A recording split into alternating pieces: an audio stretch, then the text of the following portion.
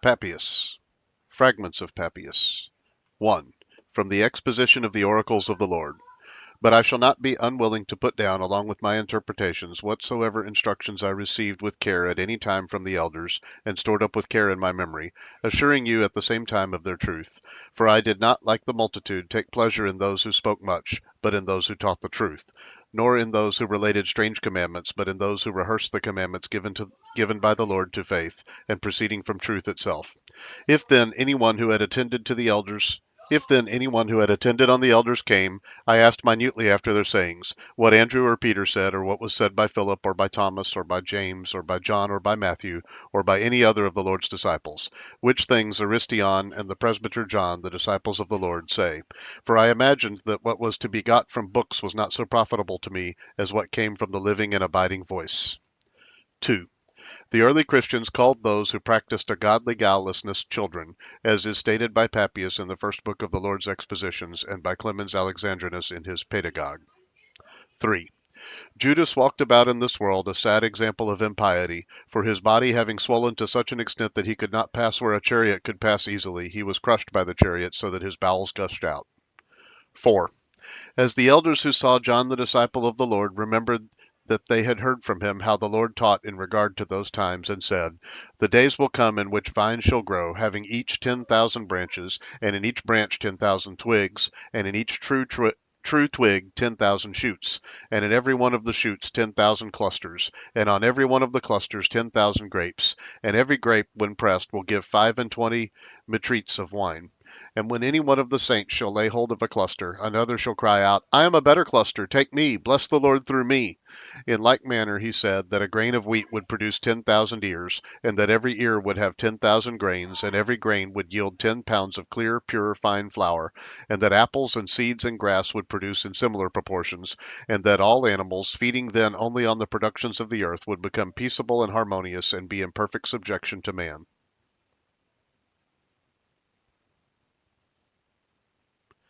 5.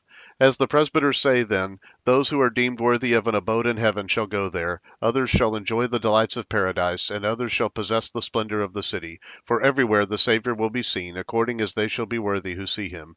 But that there is this distinction between the habitation of those who produce 100-fold, and that of those who produce 60-fold, and that of those who produce 30-fold. For the first will be taken up into the heavens, the second class will dwell in paradise, and the last will inhabit the city.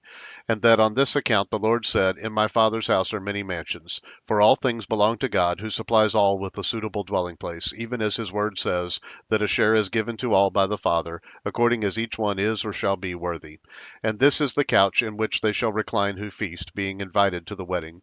The presbyters, the disciples of the apostles, say that this is the gradation and arrangement of those who are saved, and that they advance through steps of this nature, and that moreover they ascend through the Spirit to the Son, and through the Son to the Father, and that in due time the Son will yield up his work to the Father, even as it is said by the Apostle, for he must reign till he hath put all enemies under his feet. The last enemy that shall be destroyed is death.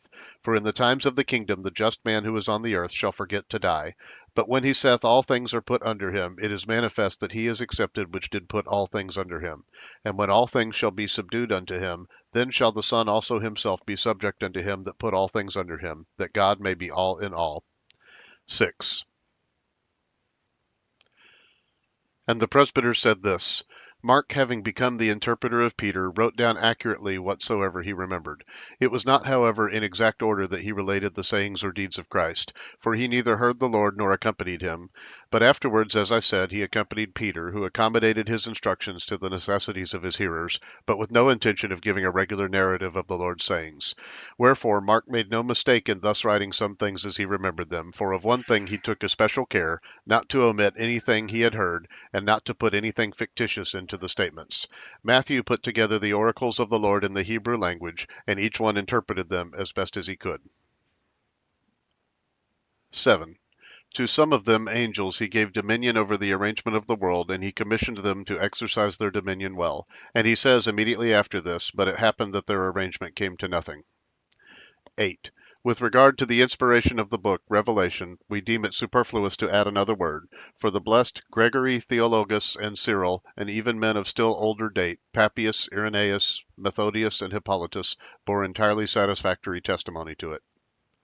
9. Taking occasion from Papias of Hierapolis the illustrious, a disciple of the apostle who leaned on the bosom of Christ, and Clemens, and Patenus, the priest of the church of the Alexandrians, and the wise Ammonius, the ancient and first expositors, who agreed with each other, who understood the work of the 6 days as referring to Christ and the whole church.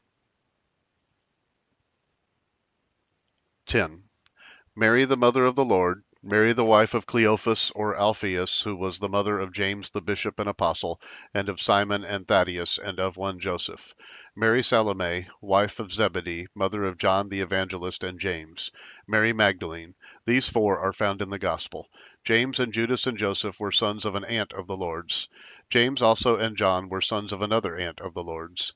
Mary, mother of James the Less and Joseph, wife of Alphaeus, was the sister of Mary the mother of the Lord, whom John names of Cleophas, either from her family or from the family of the clan, or for some other reason. Mary Salome is called Salome either from her husband or her village. Some affirm that she is the same as Mary of Cleophas because she had 2 husbands.